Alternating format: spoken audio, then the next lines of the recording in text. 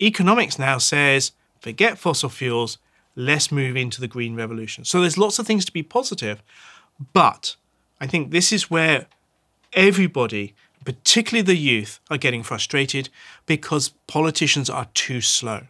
We need to actually speed up this transition as fast as possible. We have to do everything, we have to do it now, and we have to do it as fast as possible.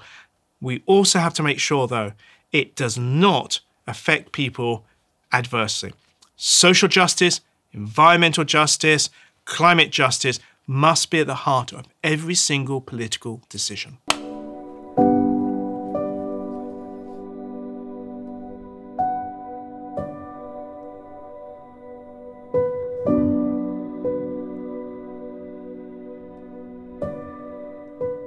The Anthropocene is this really interesting concept which scientists have come up with to describe the current geological period. It seems that humans have had so much impact on the Earth that we really have become a new geological superpower, and hence we should name the new era the Anthropocene. We should actually think about the evidence. Are we really in the Anthropocene? So if we think about it, we have cut down 3 trillion trees since the beginning of agriculture. That's half the trees on the planet. We make enough concrete to cover the whole world in a layer 2 millimeters thick, and that covers the oceans as well. We make over 300 million tons of plastic each year, which ends up in our oceans and even in our own blood. There has been a plastic bag found at the bottom of the Marianas Trench, which is 7 kilometers deep in the Northwest Pacific. And the fact that I always give out to people that really shows that we're in the Anthropocene is the weight of land mammals. If we take those, 30% are humans. There's 7.9 billion of us. 67% is our livestock and our pets. Just 3% of the weight of land mammals are all those wild animals that we love to see on TV on a Sunday night sitting on the sofa. Just 3%. So I would say to you, welcome to the Anthropocene. We, humanity, are the new geological superpower.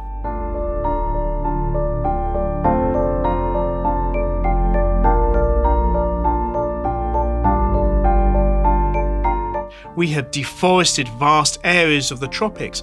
We have drained wetlands. We have destroyed unique ecosystems.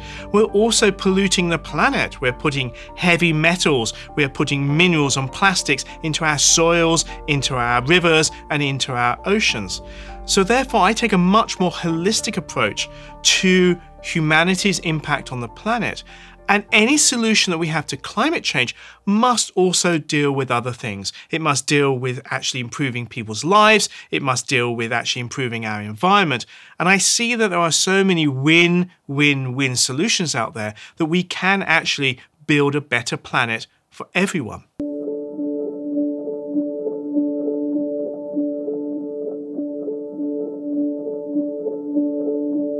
For me, there are 4 major challenges of the 21st century. Climate change, that's very clear. Environmental degradation, all of the deforestation, the loss of natural habitats. Poverty alleviation, because remember, at the moment, we have 7 million children that die needlessly around the world of preventable diseases and starvation. We have 825 million people that go to bed feeling hungry every night because they don't have access to enough food. And we still have 1 billion people that does not have access to safe, clean drinking water. And the 4th one is global security. We need to live in a world where countries don't suddenly invade other countries, and people should have the right to a secure life wherever they live. To tackle those, we need to think about our population as a planetary population. And this is the interesting thing I think about young people, because they don't think of us as isolated groups. They do think of us as humanity. And personally, I think this is the next stage of human evolution. We think as individuals, we think as families, we think as tribal groups, we think of countries. But what we have to do is step up one more and think of us as a global species with a global footprint and a global impact on the planet, but also responsibility at the moment for all 7.9 billion people on the planet. It is no good us being able to drive 4x4s, eat steak, and basically party every night when there are people still starving to death in the rest of the world. That is not a global species. And we must become that global species so we can lift everybody, making sure that we have social justice that goes along with our climate justice. And you can perceive this. Think of the world in 2050. Okay? There'll be 10 billion people, and that will stabilize. We can feed 11 billion people already, so we have enough food for everybody. We make $90 trillion every single year in the global economy. That's enough money for everybody. We have enough resources now for everybody to have a good lifestyle. So what we have to do is change the way we think. We have to actually get rid of that historic legacy of rich countries and poor countries, undo the damage of colonialism, decolonize our thoughts, and be able to lift everybody up to the same standard so we become one world, one people, all looking after each other.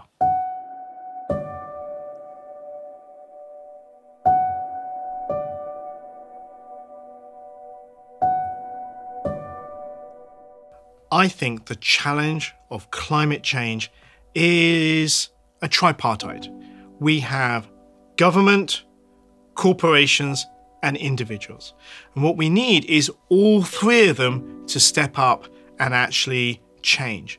First thing, if you think about it, governments can lead, they can regulate, they can subsidize, they can incentivize, they can make changes happen by gently nudging. Corporations, incredibly dynamic. They can actually change on a dime. They can make new products. They can actually make things safer. They can make things carbon negative whenever they want to. And then we have individuals. And individuals, we all feel that we are insignificant. We don't have any power. But that's not true. Because as individuals, firstly, we demand changes from government. We say to government, no, this is what we want. This is what will make us vote for you.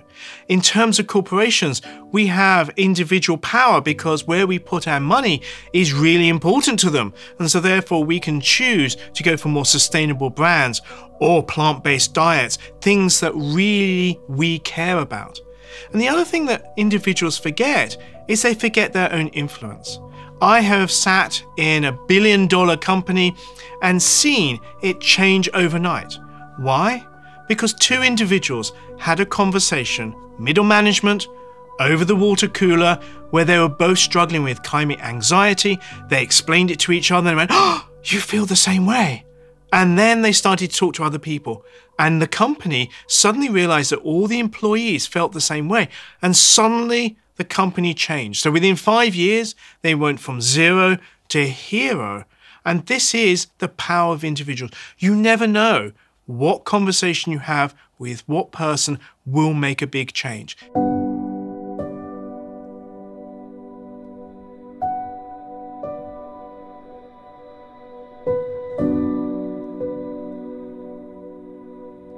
I absolutely believe that there is reasons to be hopeful.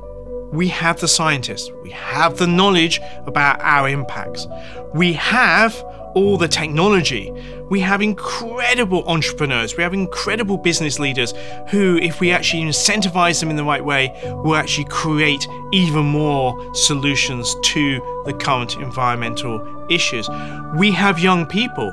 Young people have really changed the way we think about the environment. They're out there protesting. They see the world in a very different way. They see it as this small, interconnected ball which is very fragile. I think the pandemic has also made us all feel that we are really very close to nature, and nature is not always benign, and therefore we have to respect it, and therefore we need to actually change our relationship with that. We have the engineers who can actually build the new infrastructure that we need to have a low carbon society. What we lack are the inspirational leaders. There are voices in the dark that are calling to us to change the way we do things, change how we organize society, and those are the ones we should listen to. But overall, our politicians and our policies are not fit for purpose. And this is where we as individuals need to stand up and say, I'm sorry, enough is enough. I want leaders that I can respect, that I can follow, and I know are going to actually make us have a better world.